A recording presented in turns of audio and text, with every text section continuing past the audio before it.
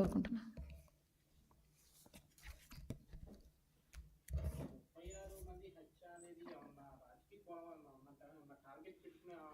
లేదండి, ఆయన నోటుకు వచ్చింది మాట్లాడాడు. ముందు 31 అన్నాడు. మనం అంత బుర్రలేదు, ఏదో నోటుకు వచ్చి మాట్లాడేసి బుర్ర అందించేద్దాం, తర్వాత వాళ్ళే కొడుకుంటారు అనే ఫీలింగ్లో ఉంటాడు జగన్మోహన్ రెడ్డి ఇప్పుడు కూడా. ముందు 31 అన్నాడు, క్లియర్గా చూడండి. అది వెనకాత నుంచి కాదు 36 అని ఎవరు ఇంటి ఇచ్చారు. 36 అన్నాడు. 36 రాజకీయ హత్యలు అంట. చెప్పమనండి, ఎక్కడ రాజకీయ హత్యలు ఏమి ఉన్నాయి?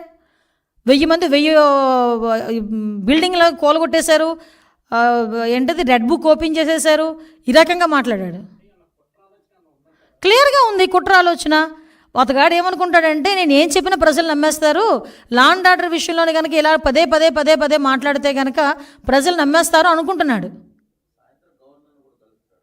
నేను చెప్తున్నాను కదండి, గవర్నర్ని కాదు రాష్ట్రపతి గారిని కలిసేటప్పుడు కూడా ఒకటే విజ్ఞప్తి చేస్తున్నా పులివెందుల ఎమ్మెల్యేకి, అయ్యా వివేకానంద రెడ్డి హత్య గురించి అందరి గురించి ఎందుకు, మీ బాబాయ్ సొంత హత్య గురించి ఏదో కనుక్కో ఒకసారి వెళ్ళి గవర్నర్ గారి దగ్గరికి వెళ్ళి.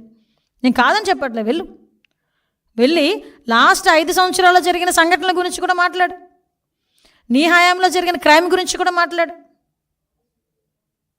ఒక వర్గ విభేదాల వల్ల జరిగిన హత్యను తీసుకొచ్చి రాజకీయ కోణం పెట్టించి టీడీపీ వైఎస్ఆర్సీపీ అని చెప్పి ముద్రేసి దాన్ని బేస్ చేసుకొని ఈరోజు శాంతి భద్రతలు కరువైపోయాయని చెప్పి మాట్లాడి గవర్నర్ గారి దగ్గరికి, ప్రధానమంత్రి దగ్గరికి, రాష్ట్రపతి దగ్గరికి వెళ్తున్నారంటే ఒక్కసారి ఆలోచన చేసుకోవాలి. డీజీపీ ఆఫీస్ పక్కన ఉంచుకొని ఈ టీడీపీ ఆఫీస్ మీద పెడతారంట.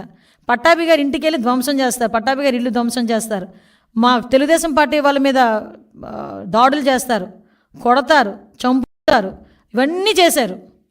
వీళ్ళు వెళ్ళి ఈరోజు ఏదో నంగనాచాశాలు వేస్తానంటే ఎవరు ఊరుకుంటారండి? ఎస్, ఎగ్జాక్ట్లీ అదే కుట్ర. వాళ్ళు ఎలా ఫీల్ అవుతున్నారంటే శాంతి భద్రతలు లేవు అనేది క్రియేట్ చేసేస్తే సెంట్రల్ గవర్నమెంట్కి ఇలాంటివన్నీ ఎవడో ఎందుకు పనికి మాలినోడి చేత 2-3 ట్విట్టర్లో వేయించుకుంటాడు, ప్రజలందరూ ఇలాగే చేసేస్తున్నారు, ఇలాగే జరిగిపోతుందని చెప్పేసి ఒకటి క్రియేట్ చేసేసి దాన్ని వాడుకుందామని అనుకుంటున్నాడు. అంతకు మించి ఇక్కడ చంద్రబాబు నాయుడు గారి పరిపాలన ఎలా ఉంటుందో అందరికీ తెలుసు. తీసుకోవాలి, డెఫినెట్గా తీసుకుంటాం. అందుకే కదా ఇందాక చెప్పాను, గవర్నమెంట్ మీద తప్పుడు ఆరోపణలు ఎవరైనా చేసినా వాళ్ళు శిక్షకు అర్హులు, కంపల్సరీగా చట్టపరమైన చర్యలు తీసుకోబడతాయి.